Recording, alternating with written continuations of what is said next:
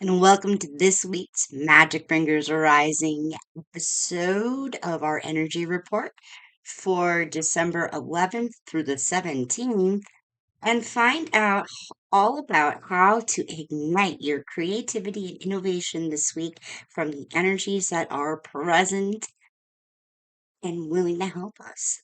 So stay tuned. Welcome to Magic Bringers Rising Chats, a show by Super Secret Powers. I'm your host, Lindsay Baldessano, and let's get ready for a dose of energy healing, channeled guidance, and humor to keep your intuitive flow open and your roots grounded so you can live the life of healing, spiritual purpose, and magic that you want. So I am all dressed up today because I just kicked off my Awakening Adventure free 5-day event, and it is already magical, and everybody is so excited and engaged to really be able to delve into this because it's such a unique kind of event full of storytelling around, our spiritual purpose and how to get there and how to reconnect and renew in 2023 so that we are ready to take on the challenges and the beauty and the rewards of 2024. So, if you are done with that, it is not too late to join. If you see this on Monday or Sunday, Monday, or Tuesday, feel free to sign up and catch up because this is such a cool thing. But we're starting slow, so things won't ramp up until Wednesday. Which is why, like Tuesday, if it's Tuesday, well, you have to wait until the next round. But I hope you join the adventure. Just look for the comments in the show notes and get yourself in there because this is fire. So, beyond that, let us get into the energy of the week. Be new moon week, everybody. It's going to be new moon in Sagittarius on Tuesday evening, at least if you're in Eastern time zone. Um, yeah, this is a week just full of energy. And after having already done my research into the energy of 2024 and what that's going to bring, we are already seeing a preview of that.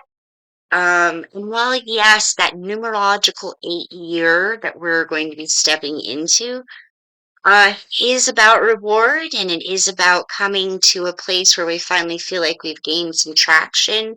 We can pat ourselves on the back a bit.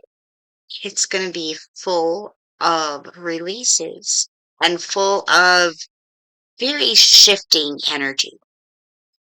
So, yeah. So let's kind of frame this week as if it were 2024 here. There's going to be a lot of Uranus energy, uh, a lot of trines, a lot of squares, a lot of transits, a lot of shifting stuff. And the other big event this week is, of course, then Mercury going retrograde. and but that's going to end on the 1st of January. So, a lot of things shifting. But when things shift and kind of pull us back and forward, we're going to get like a lot of refinement in what we're doing and what we're thinking and how we're going about it. And we're going to get a lot more fuel, a lot more fire, a lot more drive, passion that could be released because of all of this shifting, upgrading, really tapping us into the big picture. Because Neptune, wow, Neptune energies that are coming this next year. Um, so we really have to be kind of on the ball with our energy and our focus and our intention and attention. Um, so I really see that things like journaling, or at least like manuscripting kind of journaling, where we are delving into, how we feel and the bigger picture of where we're growing. Like that could be an essential practice for this coming year that can really take us out of the back and forward, up and down kind of feelings and that consistently of that feeling. I mean, January is going to be pretty good. Let me tell you that. But again, it's a shifting energy. So, but don't let the extraordinary pace of January set the tone for the rest of the year. That's just a boon. It's a blessing. It's, a little gift for us after having gone through 2023. But it's going to help us tap us into that bigger picture. And I know we're not all necessarily thinking about that quite yet. I mean, some of us have already started doing our planning for 2024, looking for our words of the year and our intentions and all that. But a lot of people don't. And a lot of people leave it to like that week between like Christmas and New Year's because of, vacation and breaks. Um, and that's fine. But really watch your energy going into these periods because A, we're coming up on solstice, which means like more energy, more energy. And and we're going through all these little shifty things, which is going to release more energy, but not necessarily the way we want it to if we're not kind of on top of connecting everything back to that bigger picture and having your eye on the ball. Because like new ideas can come forward, and then before you realize it, you're off on this tangent and down this rabbit hole because, Sagittarius, taking this new adventure. um, but in the long run, it ended up being a distraction because maybe you just needed to double down on, I don't know, like your sales process or, um, your budget, right? So find ways to use that energy. Find ways to use that creativity. Get really specific with your guides this week in asking for the kind of solution and support that you need. And don't leave it to chance. Don't leave it to some random idea that pops in your head, right? We want to be specific. We want to be kind of focused in how we are asking for things for the universe for the next year. For the next year. Not even this week, next week, for the next year. But we're just starting to get that taste of that pace and that dynamic that's going to carry us forward, like after February or mid February into the rest of the year. Oh, all right, my loves.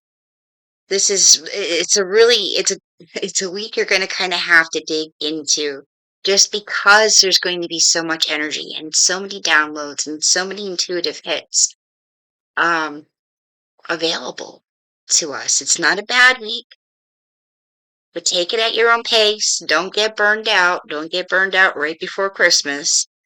And take the chance to just sit back, do the journaling, connect yourself to the bigger picture, feel that gratitude that you are going somewhere, that you are changing things, and let that be your solstice blessing as we come into solstice next week, right? So use that new moon energy to set some, pacing intention and to set that intention to find the focus that you need to get the solution, to get that specificity back into this whole manifestation period of intense energy leading up to solstice and New Year's. I know it's not like, ooh, everything's going to be great because it isn't. It never is. It's going to be like it is what it is. I mean, there are some Venus energies that you might want to watch because they can really kind of tap into your insecurities about any relationships.